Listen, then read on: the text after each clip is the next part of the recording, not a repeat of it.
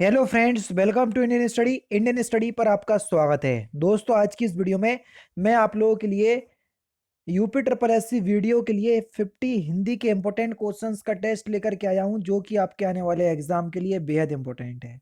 Video अगर आपको अच्छी लगे तो प्लीज दोस्तों वीडियो को लाइक और शेयर जरूर कर दीजिएगा। पहला क्वेश्चन दोस्तों आपके सामने कि व्यक्ति पत्र किन के मध्य लिखा जाता है, जल्दी से बताइए। व्यक्ति पत्र की अगर हम बात करें तो व्यक्ति पत्र किन के मध्य लिखा जाता है, तो सही आंसर हो जाएगा आपका सगे संबंधियों मित्रों के मध्य।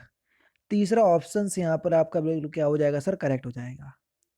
नेक्स्ट क्वेश्चन के आदिकाल के लिए वीरगाथा काल नाम किसने प्रस्तावित किया, जल्दी से बताइए। आदिकाल के लिए वीरगाथा काल किसने नाम प्रस्तावित किया, तो ये आचार्य रामचंद्र शुक्ल ने किया। तीसरा ऑप्शन बिल्कुल करेक्ट। इनमें से किस शब्द का प्रयोग हमेशा बहुवचन में होता है, जल्दी से बताइए। किस शब्द का प्रयोग हम हमेशा बहुवचन के रूप में करते हैं, तो सही आंसर आपका क्या हो जाएगा सर, ऊंट। ऊंट शब्द का प्रयोग हम हमेशा बहुवचन के रूप में करते हैं। पहला ऑप्शन यहाँ पर आपका बिल्कुल क्या हो जाएगा सर, करेक्ट हो जाएगा। नेक्स्ट क्वेश्चन से आपका कि निम्नलिखित में से कौन सा स्वर कंठ तालव यानी कंठ और तालव से बोला जाता है, कौन सा स्वर, तो सही आंसर आपका क्या हो जाएगा, ए और आए। आए भी आपका कंठ और तालव से बोला जाता है, दोनों ही बोले जाते हैं, ठीक है। तो दोनों को याद कर लीजिएगा, चौथा ऑप्शन करेक्ट, ठीक है। जबकि छोटा और बड़ा कंठ से बोले जाते हैं, छोटी बड़ी तालव से बोले जाते हैं। ओ और औ कंठ ओष्ठ से बोले जाते हैं, जिनको कंठोष्ठ बोलते हैं। तो सभी बता दिए मैंने। वर्तनी की दृष्टि से शुद्ध शब्द आपको बताना है, समीक्षा। तीसरा ऑप्शन करेक्ट। दोस्तों, वीडियो पसंद आए तो प्लीज 100 लाइक तक इस वीडियो को जरूर से पहुंचाइएगा, मेरी आपसे विनती है। आपको यहां पर भी शुद्ध वर्तनी बताना है, शुश्रूषा। पहला ऑप्शन करेक्ट। मातृनाम शब्द का शुद्ध संधि विच्छेद बताइए। तो मातृनाम शब्द का शुद्ध संधि विच्छेद क्या हो जाएगा, मात्र प्लस तृणाम। दूसरा ऑप्शन बिल्कुल करेक्ट। प्रति प्लस आघात का संधि रूप क्या होगा, प्रत्याघात, यानी कि पहला ऑप्शन करेक्ट, यह संधि होगी। धीरे धीरे शब्द में कौन सा समास है, अच्छा एक वीडियो आई थी जिसमें लिखा था रातों रात, उसमें मैंने आपको द्वंद्व समास बता दिया। जबकि रातों रात में जो है ना, वो आपका जो समास होगा वो अव्ययीभाव समास होगा, ठीक है। ठीक इसी प्रकार से धीरे धीरे शब्द में भी आपका अव्ययीभाव समास होगा। कैसे, समान शब्दों के बीच जब योजक चिन्ह लिख ले तो वहां पर आपका अव्ययीभाव समास होगा, ठीक है। तो उसमें भी सही कर लीजिएगा। जिन सामाजिक शब्दों में पहला पद संख्या को व्यक्त करने वाला विशेषण हो, उसमें कौन सा समास होगा, सिंपल सा क्वेश्चन है, तो वहां आपका दिग्गु समास होगा। दूसरा ऑप्शन करेक्ट। अनु उपसर्ग से बना शब्द निम्नलिखित में से कौन सा है, यानी कि कौन से शब्द में अनु उपसर्ग है, अनुवाद में। दूसरा ऑप्शन करेक्ट। नेक्स्ट क्वेश्चन के निम्नलिखित में से किस शब्द में छोटा आ उपसर्ग नहीं लगा है, अनुज में। चौथा ऑप्शन यहाँ पर आपका बिल्कुल करेक्ट हो जाएगा, कौन सा, चौथा ऑप्शन बिल्कुल करेक्ट हो जाएगा। निम्नलिखित में से लुटेरा शब्द में कौन सा प्रत्यय है, एरा प्रत्यय। पहला ऑप्शन करेक्ट। आंसू शब्द का तत्सम रूप निम्नलिखित में से कौन सा है, आंसू का तत्सम रूप अश्रु। तीसरा ऑप्शन करेक्ट। ओठ किस श्रेणी का शब्द है,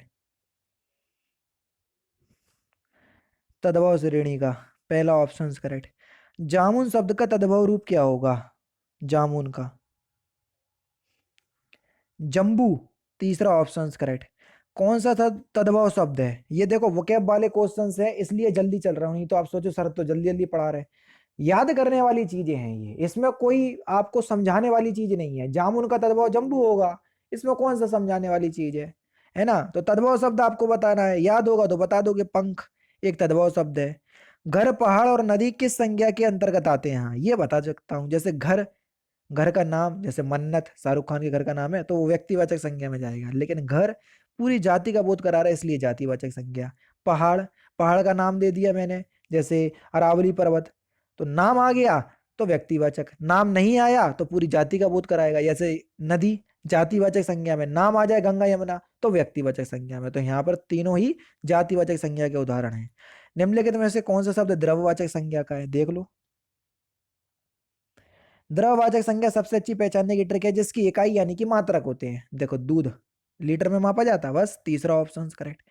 कौन सा विशेषण संज्ञा से नहीं बना, यानी कि कौन सा विशेषण शब्द है जिसकी उत्पत्ति संज्ञा शब्द से नहीं हुई, जैसे सुंदर, तीसरा ऑप्शन करेक्ट। हाँ सुंदरता लिखा होता तो वो फिर आपका चला जाता संज्ञा में, भाववाचक संज्ञा में, समझ रहे, लेकिन सुंदर लिखा इसलिए ये संज्ञा शब्द से नहीं बना। सकारात्मक क्रिया का प्रयोग हुआ है किसमें? सकारात्मक क्रिया ऐसी क्रिया है जिनको पूरा करने के लिए बाहरी साधन की आवश्यकता हो, ये पहचानने की ट्रिक है। जैसे लड़की सिल रही है, सिलने के लिए सुई की आवश्यकता होगी कि नहीं होगी, जल्दी से बताओ, होगी ना, तो इसलिए यहां पर आपकी सकारात्मक क्रिया होगी। बाकी आप डेफिनेशन से पहचानना चाहो कि जिसमें कर्म मौजूद है तो सकारात्मक क्रिया, जिसमें कर्म मौजूद ना हो तो अकर्मक क्रिया, ऐसे पहचानोगे तो हार्ड पड़ेगा आपको। नेक्स्ट क्वेश्चन, रात भर जागना स्वास्थ्य के लिए अच्छा नहीं है। तो भर शब्द जो है ना ये अव्यय में आपको देखने को मिलेगा। अब दो ऑप्शन अव्यय के दिए हुए हैं, संबंध बोधक के समुच्चय बोधक।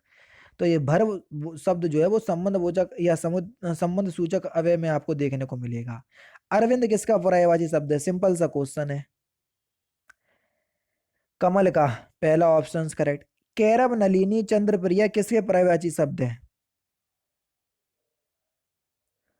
कुमुदनी के, तीसरा ऑप्शन बिल्कुल करेक्ट हो जाएगा। नेक्स्ट क्वेश्चन, अपसरण का विलोम शब्द क्या है? अपसरण का विलोम शब्द क्या हो जाएगा सर? अभिसरण, पहला ऑप्शन करेक्ट। तिमिर शब्द का विलोम शब्द क्या होगा? आलोक, पहला ऑप्शन करेक्ट। नीति का विलोम शब्द क्या होगा? अनीति, चौथा ऑप्शन बिल्कुल करेक्ट हो जाएगा।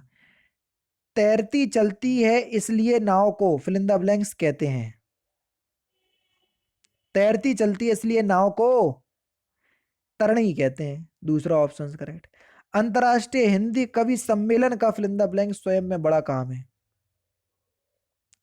अंतरराष्ट्रीय हिंदी सम्मेलन का सम्मेलन का आयोजन स्वयं में बड़ा काम है, पहला ऑप्शन करेक्ट। जो प्रमाण से सिद्ध ना हो सके उसको क्या बोलेंगे? जो प्रमाण से, सॉरी माफ कीजिएगा, जो प्रमाण से सिद्ध ना हो सके वाक्यांशों के लिए एक शब्द क्या होगा? उसको अप्रमेय बोलेंगे, दूसरा ऑप्शन करेक्ट। तैरने की इच्छा को क्या कहते हैं?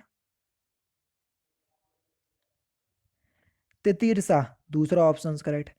उसने तो मेरी आंखें खोल दी, इसका आपको मुहावरे का अर्थ बताना है। भ्रम को दूर करना, पहला ऑप्शन करेक्ट। नाक का बाल होना, इस मुहावरे का सही अर्थ क्या है? अकारण प्रिय होना, तीसरा ऑप्शन करेक्ट। एक पंथ दो काज, इस मुहावरे का सही अर्थ क्या है? एक ही काम से दो लाभ, चौथा ऑप्शन करेक्ट। कौन सा सरल वाक्य नहीं है? इस मेले का उद्देश्य है कि की से जुड़ा है तो ये मिश्र वाक्य का उदाहरण है, ठीक है, ना कि सरल वाक्य, चौथा ऑप्शन बिल्कुल करेक्ट हो जाएगा। जिस वाक्य में साधारण और मिश्र वाक्य का मेल संयोजन अवयव द्वारा होता है तो उसे क्या कहते हैं? जिसमें साधारण वाक्य भी हो मिश्र वाक्य भी हो, जब इन वाक्यों को जोड़ोगे ना तो ये 100% पता किससे जुड़ेंगे? और, लेकिन, किंतु, परंतु, इन सभी से जुड़ेंगे और ये सभी शब्द जो है वो संयुक्त वाक्य का बोध कराएंगे, ठीक है। तो दूसरा ऑप्शन करेक्ट। तुमको मुझे पढ़ाना है, इस वाक्य में अशुद्ध आपको बताना है, अशुद्ध शब्द, तो सही आंसर हो जाएगा आपका ऑप्शन नंबर ए, तुमको नहीं तो तुम्हें मुझे पढ़ाना है, ऐसे होगा, पहला ऑप्शन करेक्ट। जिस वाक्य में कर्म के अनुसार क्रिया में परिवर्तन होता है उसे कर्म के अनुसार बदल रहा है तो कौन सा वाच्य होगा? सीधी सी डेफिनेशन है, कर्म के अनुसार हो रहा तो कर्म वाच्य होगा, दूसरा ऑप्शन करेक्ट। माँ ने बाजार से कपड़ा खरीदा, इस वाक्य में आपको बताना है कौन सा कारक है?